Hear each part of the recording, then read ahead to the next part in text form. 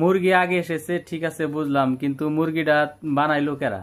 যে ডিম আগে এসেছে নাকি মুরগি আগে এসেছে, এটা এআই কি বলে বর্তমান। হ্যালো, আসসালামু আলাইকুম, কেমন আছেন সবাই? আশা করি অনেক ভালো আছেন। আমি এখন আপনাদের একটা বিস্তারিত ধারণা দেওয়ার চেষ্টা করব।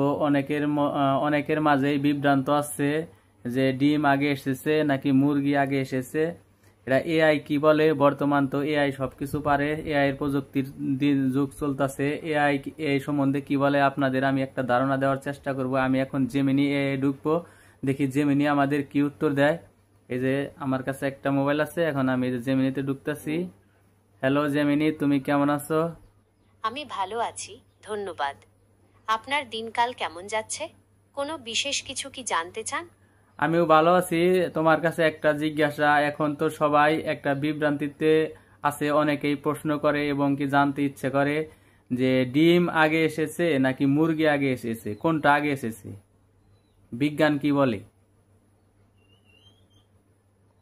এটা একটা মজার প্রশ্ন, তাই না? বিজ্ঞান বলছে মুরগি আগে এসেছে, কারণ ডিমের খোলসের জন্য যে বিশেষ প্রোটিন দরকার সেটা শুধু মুরগির শরীরেই তৈরি হয়। তাই লজিক্যালি মুরগি আগে এসেছে। আপনার কি মনে হয়? মুরগি আগে এসেছে, ঠিক আছে বুঝলাম, কিন্তু মুরগিটা বানাইলো কেরা? মুরগি কোথা থেকে এলো? এটাও খুব ভালো একটা প্রশ্ন।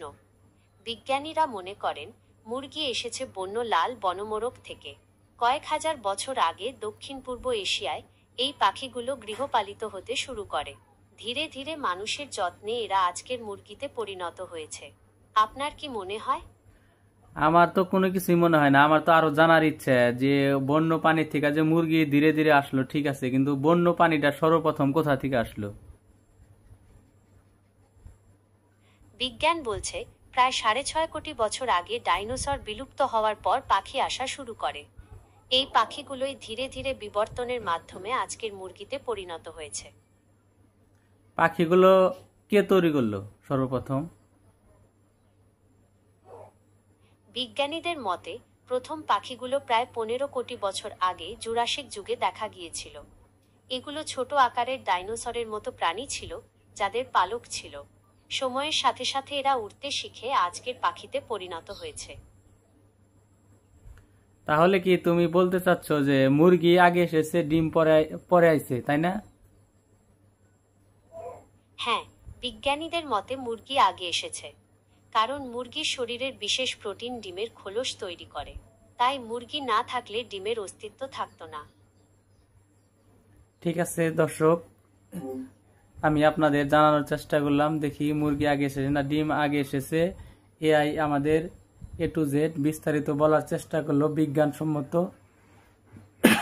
ধারণা দেওয়ার চেষ্টা করলো। আপনারা কি বলেন? সবাই কমেন্ট উত্তর দিবেন। এআই কি ঠিক বলছে না সঠিক বলছে? আপনাদের কি ধারণা? সবাই কমেন্টে বলে যাবেন। আর এরকম ভিডিও পেতে আমার পেজটাতে ফলো দিয়ে রাখবেন, আর একটা করে লাইক দিয়ে সাপোর্ট করবেন। ধন্যবাদ সবাইকে, ভালো থাকবেন।